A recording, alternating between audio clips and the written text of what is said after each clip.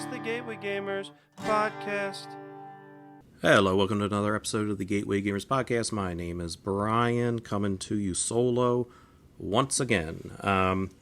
Just figured I'd hop on, talk about a little topic that I kind of deep dived into a bit because I recently got the LEGO Ninjago Destiny's Bounty Adventure game, and just kind of put me on a bit of a rabbit hole of LEGO games, because I know Asmodee has been kind of killing it with the LEGO games lately, so I looked up and they have some kind of license with them to make these LEGO games, and then just kind of made me look back at previous LEGO games that have come out. So if you live under a rock or on another planet and you don't know what Legos are, they are little building blocks. They come in various IPs now. They're wildly expensive sets, but they also were on a stint of making games for a bit. So from 2009 until 2013, they were making little board games with Legos of various themes and eventually IPs. I didn't have any. I remember seeing them in stores. The only one I remember having any merit is the Heroica line, which was kind of like this RPG style of games. I remember they were just very basic. They didn't come with minifigures. They kind of came with little pieces that represent the players, but weren't anything to write home about from what I remember. I remember, again, seeing them in Toys R Us all the time, but even being disinterested as much as I love LEGO. So I'm not surprised they kind of discontinued to 2013. I don't think the demand was there. I don't think the cost of making the game compared to like how much they were selling was worth their time. As I looked it up, there was pretty much around 40 of them, different games that they kind of made in that stint. And I do not remember a majority of them. Like I said, I remember Minotaurus. I remember some of the IP-themed Harry Potter. I remember one of the last ones they kind of made was based on The Hobbit. But I was shocked to kind of look up how many they had and just the different themes. But they all looked kind of the same. They came in this white box. They all were just very gridded with dice. The dice were interesting because the pieces popped off. You could make the dice as if you were building a Lego, but it wasn't part of the gameplay. It was just kind of just a little gimmick. So admittedly they looked boring, and then kind of looking up how they played, they seemed very boring. So not surprised they went away. But a few years ago, LEGO teamed up with Asmodee Publishing under the publisher name of Dotted Games, and they have been releasing a few different LEGO games, and the three I think they kind of have out now are really fantastic. They're different, they're unique, they play differently, they are challenging. They're not kids games, they are probably more themed toward gamer games, which is really interesting, but that's kind of the market you want to be in right now over towards kids, especially the price point with Legos nowadays, and these games are a little bit on the expensive side. So the first one I would talk about is Brick Like This. Came out in 2025. 2 to 8 players, plays about 15 minutes. Designer is Luca Bellini, and as I said, published by Dotted Games and Asmodee. This is a party game. It's a really interesting party game. It's just kind of a team-based game where different players are split into teams, and one person on the team is drawing a card. There's different levels of like 5, 6, 7, 8, so depending on which ones you want to be easier or harder, because if you don't complete the card, you don't get the card. And the person who picks the card is pretty much telling the other person how to build it. It's a silhouette that's on the card. It might have like I said, on a level 5, it's only like 5 pieces. And then on the table are the various Legos. From what I kind of gathered, you can say whatever you want. You just can't point. And then the person completing the card, like kind of building what the other person's telling them, has to get the correct bricks. If they touch any bricks they're not supposed to, they have to put them back. So it's frenetic. It's the only thing I don't like. It has a timer. It's the sand timer dial, and it's 30 seconds. Like, this game is really challenging with the timer. I've kind of played it without the timer just to make the game move a little bit better, just to not be as punishing. 30 seconds is tough. That's not a lot of time for a lot of yelling. Like I said, it's everyone's at the table doing the same thing, so it's a lot of yelling, there's a lot of confusion, which I guess is the fun of it, but it's rare with all that chaos that the card gets built the right way and like everyone gets the points. But a great little game for what it is. They do have kid-friendly variants where you can let them kind of make mistakes more. You put the cards down so they can see the card and they can kind of pick the shapes.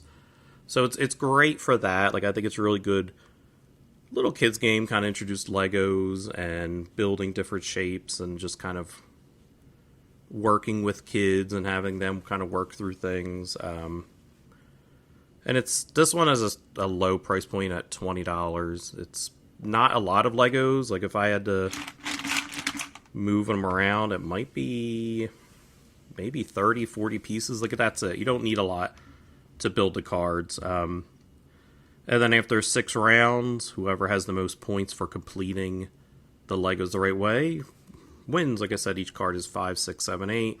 So if you're able to complete, you get to keep the cards, and you're getting that many points. And that's it. One of the neat things that does come with the game is there's an additional challenge option where there are other cards that add more of a challenge, as if it's, as I said, not challenging enough, but there are cards like don't use your thumb when you're building, so you can't use your thumb to get the pieces. There's some where you're building with your eyes closed. I don't know how that is even possible. There's one where the other player can't talk. There's one where you have to like bounce on the back of your hands. There's a few really weird ones, but if you like the chaos of it, if you feel like the game's too easy, or if you just like a little bit more chaos, you have that option. So that was Brick Like This from Dotted Games and Asmodee. The next game I want to talk about is Monkey Palace. This game came out in 2024. 2 to 4 players, plays for about 40-45 minutes, designed by Matthew Martin.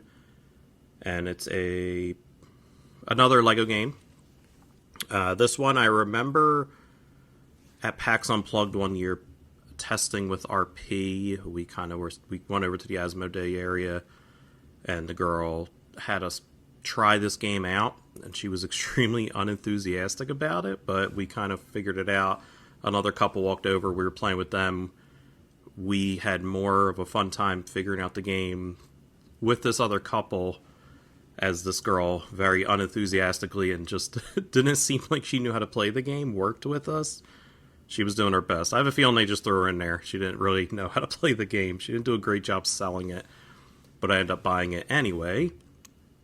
Monkey Palace is a building game. You are building a palace using arch pieces of Legos and the single pieces, like the single little square pieces.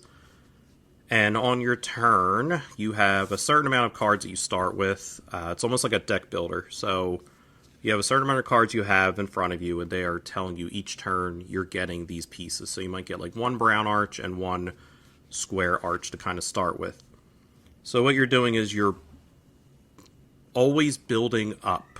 You're building arches, and you're building pieces that are moving up to connect to another piece. So it's hard to explain. The visual in the book is fantastic. I will say the rule book for this game is really well done. It has its own little separate rule book that breaks it down visually, and then it has like the regular kind of rule book. It's not a long rule book, it's like 2 pages. But it does a really good job because the concept of kind of building up and like what you're allowed to do, it really breaks it down. When I had to play this game with my wife and try to explain it to her, she had a hard time visualizing it until I showed her the rule book. So you're always building up and you're connecting to other pieces that are there. So you can never have like a support piece. Like you can't build up and then have like a piece that's extending down to grab into another piece. You always have to start at the base, use those little square single pieces to go up, and your pieces have to connect to another base that's already there. Like, it always is building up. You're always building a temple.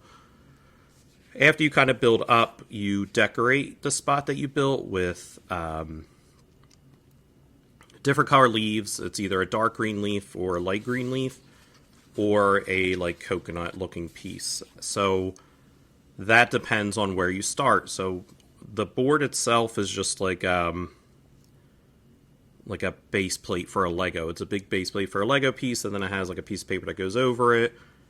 And then where you're starting is colored on like the paper mat that you're putting down. So if you put your first piece in a brown spot, when you decorate, you're putting a coconut. When you start in a dark green spot, you're putting dark leaf when you finish, and then if you're in a light spot, you put a light green leaf in the spot.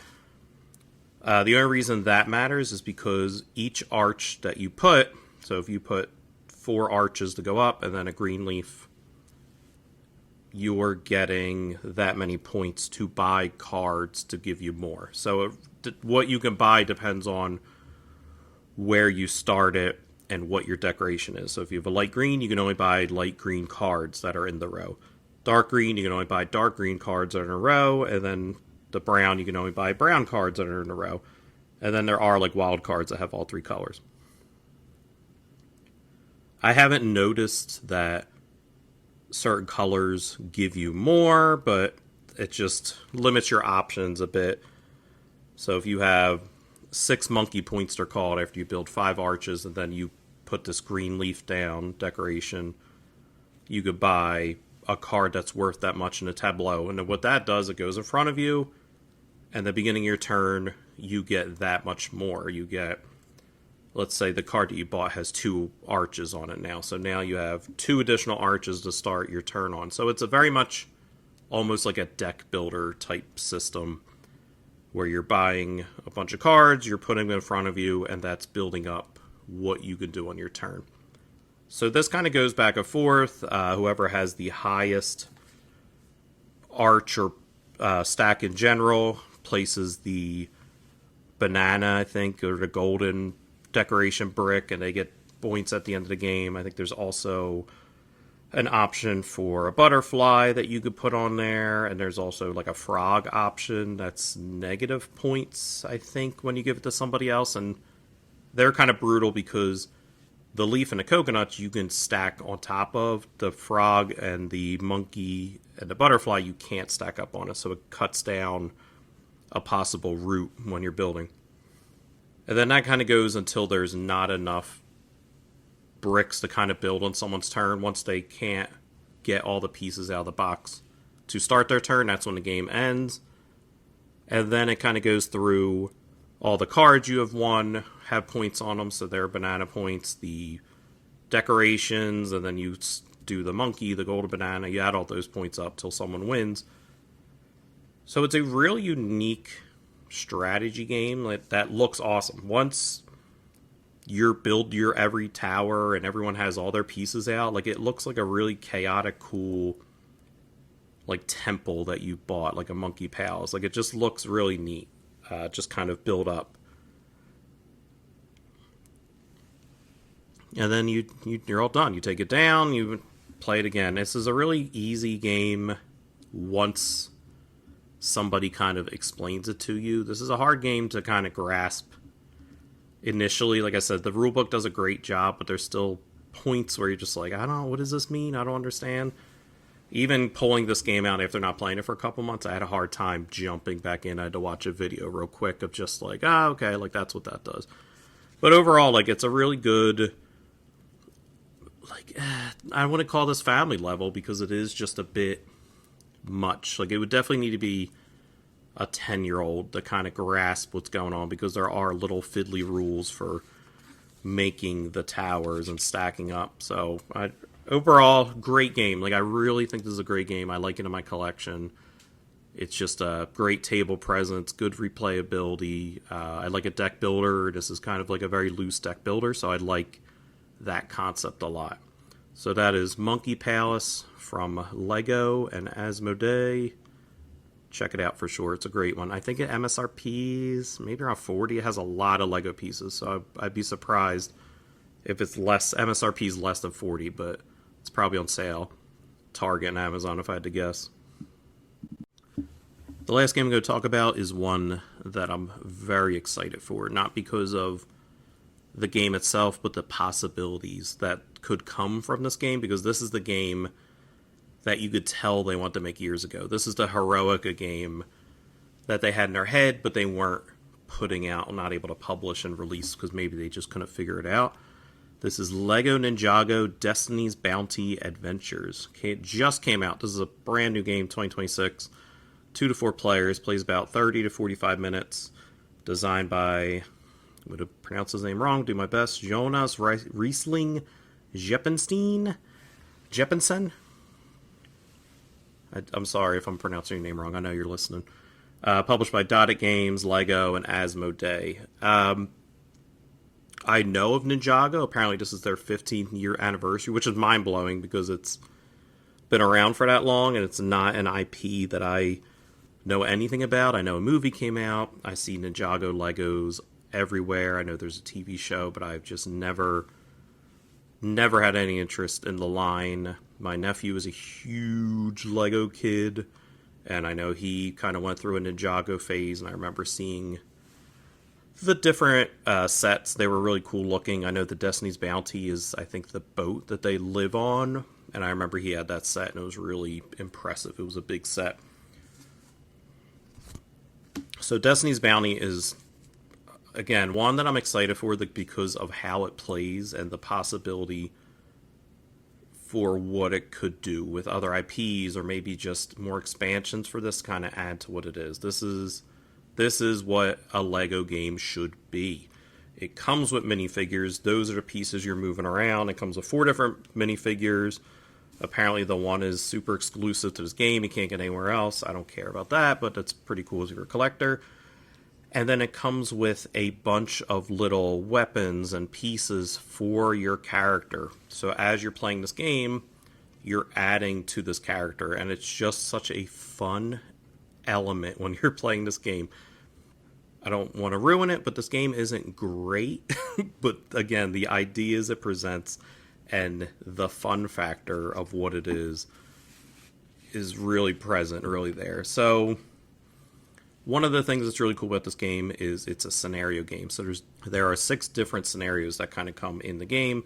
It ranges from training level, which is super easy, all the way up to like oh no, which is like level 4. So it's a game board.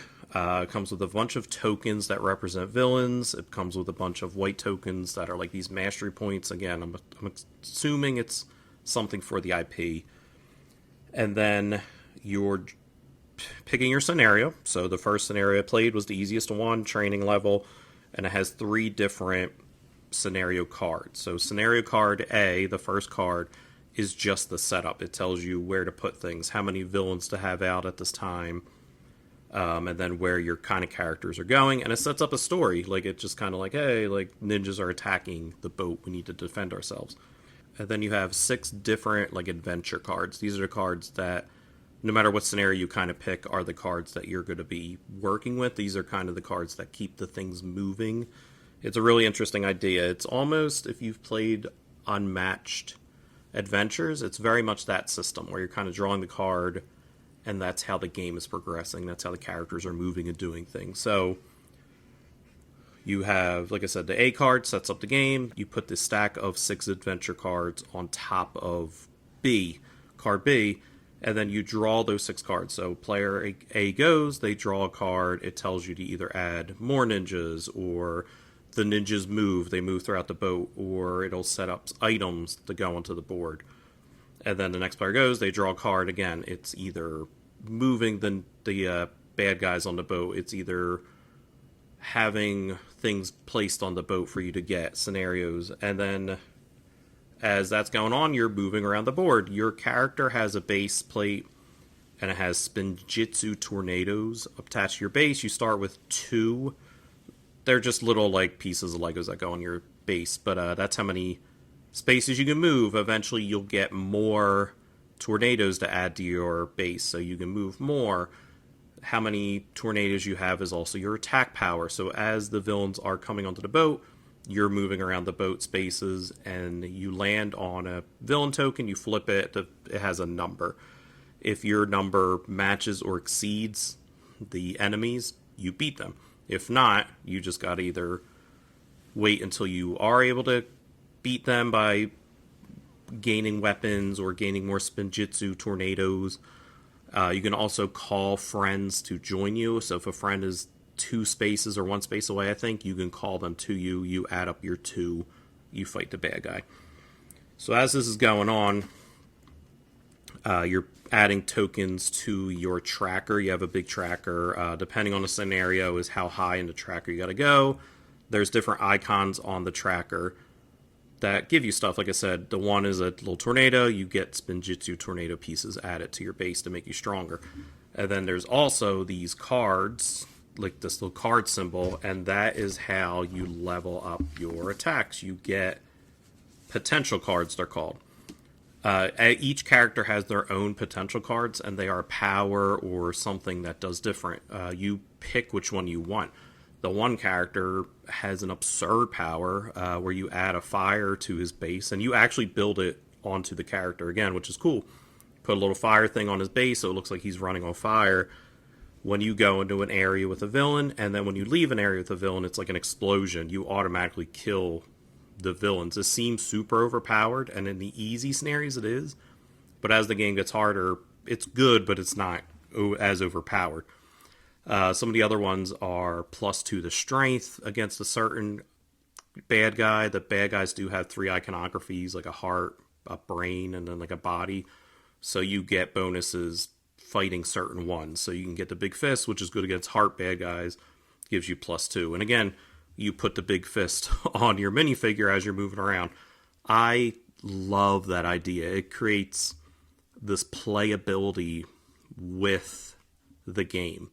You can get a shuriken add to your guy, a whip. The one character I was playing as has like these like chainmail like kind of whip thing, and it's almost like a get over here. You can pull villains back from moving throughout the boat because you want to stop them from leaving the boat. It's basically, depending on the scenario, it's them moving through, looting your stuff, and then jumping off the boat.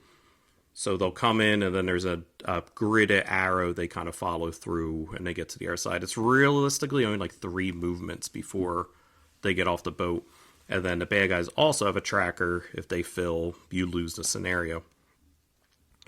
So it's really cool, and it gets hard. Like the first game, the training one is obviously, it's mind-numbingly easy. And then each scenario has different bad guys you're fighting. If you know the IP, you get excited. I don't know. It was like these other pirates, snake people, I think these rock creatures, and then like other super ninjas you were fighting is like the hardest one. But the one scenario adds trapdoors where it has you start putting trapdoors throughout, and then enemies can start coming through there. So they're coming halfway through the track, making them move a little quicker. The one scenario, you can't beat the bad guys by the number. You have to throw them down a trapdoor. Like, so you have to be in the area and kind of move them to the trapdoor, throw them down. It's the only way to get them out. It's really tough the later game goes, but you're getting stronger. You're getting these powers, and you can choose what power you want for the scenario. So the fire one's really good later, but if you can't defeat the enemies, then the fire one's no good. Then the chainmail thing is good to pull enemies. The one freezes enemy for a turn. The one guy's like ice power. That's the other thing. They're all like, again, I don't know the IP, but they all have some kind of like Avatar the Airbender power. One's fire, one's ice. One I think is just super strong. So it's neat. You can kind of pick, depending on a scenario, who you need. You can communicate. And that's the other thing. It's a cooperative game, which is always good. I think this is such a good idea for a game. I just don't love it. Like, for me, personally, I think it's just kind of like, even the harder scenarios were kind of easy. You're just moving. There's not a lot of, like, thought overall, like, planning a strategy. In the sense, like, once the game's kind of moving, you're just like, okay, I'm flipping these 1 of 6 cards. You know, 1 of 6 things are going to happen. And then you're just kind of moving around. But as a family game, I think this game is fantastic. I think because of the co-op of it and you playing with kids and being able to kind of quarterback with kids and move them around where you need them, I think the playability of it is really cool. Building your ninja, choosing what weapons, actually adding the weapons to the character. It's not just a card you have in front of you, but you attach the sword to the character. You put the big fist. You give the one guy the giant hammer, and you see him moving around the board. It's really cool, and I hope they do more with this idea. I hope, like, eventually maybe they just do other IPs. Maybe this is a Marvel game. Even if you can kind of cross the games, like, eventually they have almost these adventure-style LEGO games, series of games that you can mix and match. I can have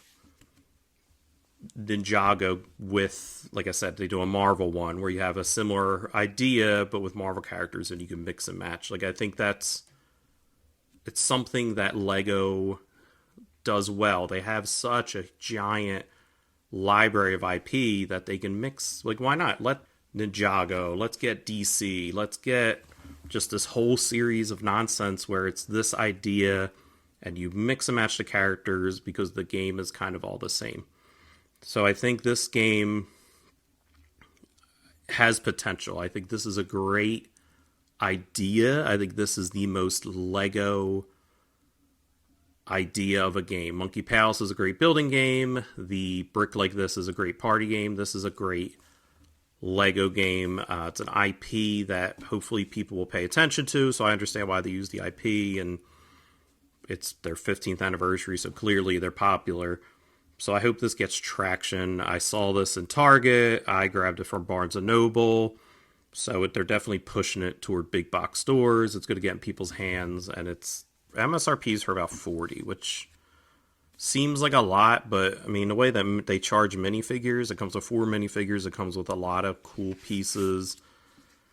Everything else is kind of cardboard. Like, it is kind of boring, everything else. But when you compare how much they're charging for Legos nowadays, 40's not bad for a game. And let's be honest, it'll be on sale on Amazon. It'll be on sale on Target. You get that buy 2 get 1 free. You throw this in the pile after you get the games you really want, just because you heard such good things from me and hopefully other kind of people that play it. So that is Destiny's Bounty Ninjago from Dada Games and Asmodee. Definitely check it out. Like I said, if you are a fan of the IP or you like Lego and you're just looking for maybe like a family game, it's definitely a family game. I can't see a bunch of gamers sitting around a table having a lot of fun with this. But that's all for today. Thank you for listening. Like I said, trying to go weekly, trying to get these themes and topics for you guys.